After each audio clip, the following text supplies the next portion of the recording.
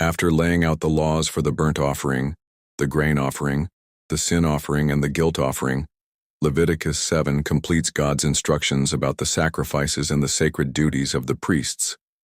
This chapter reveals how holiness, gratitude, and fellowship are woven together in the worship of God's people. It opens with more detail about the guilt offering, a reminder that sin not only defiles the heart but often damages relationships. The Lord said the guilt offering is most holy. It was to be slaughtered where the burnt offering was killed, and its blood sprinkled against the sides of the altar. The fat portions, the best parts, were burned for the Lord, while the priests who offered the sacrifice were permitted to eat the rest in a holy place.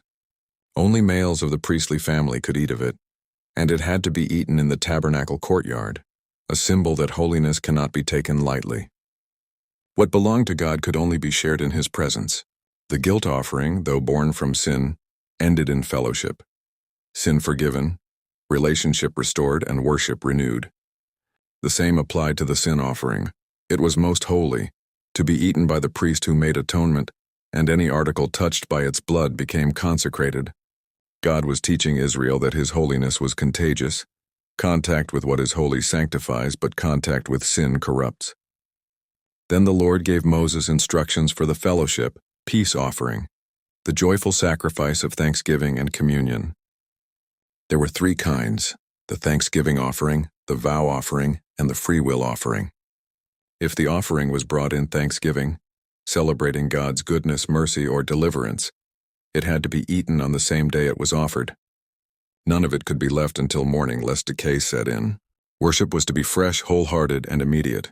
If the sacrifice was a vow offering, made to fulfill a promise, or a free will offering, given voluntarily out of love, the meat could be eaten on the second day, but anything remaining by the third had to be burned.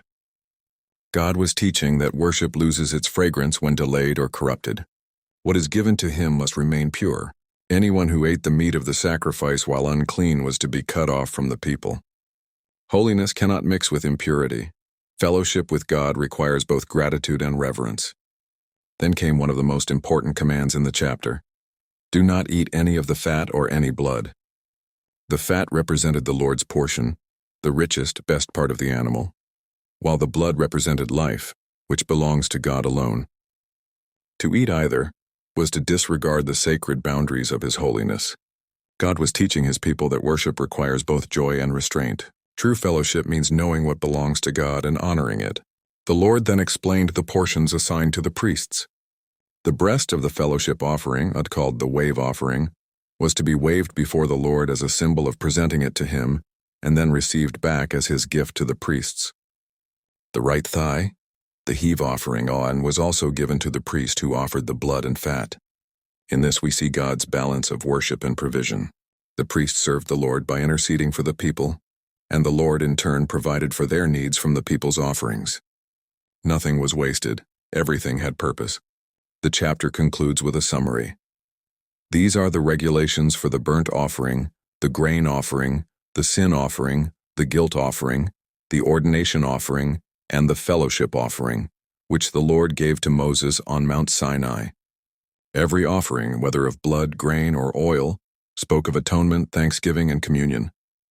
Together they revealed a perfect system of grace and holiness, a portrait of worship pointing toward Jesus Christ, who fulfills every offering in Himself. He is our burnt offering, fully surrendered to the Father. He is our grain offering, pure and anointed. He is our sin and guilt offering, atoning for every wrong. He is our peace offering, reconciling us to God and inviting us to His table. Leviticus 7 reminds us that worship is not a performance but a partnership, a sacred exchange between heaven and earth. God gives forgiveness, peace, and provision. His people respond with gratitude, obedience, and devotion. Holiness is not distant or dull. It is the joyful rhythm of life lived in God's presence. Next comes Leviticus 8, where Moses consecrates Aaron and his sons as priests, marking the beginning of Israel's priestly ministry before the Lord.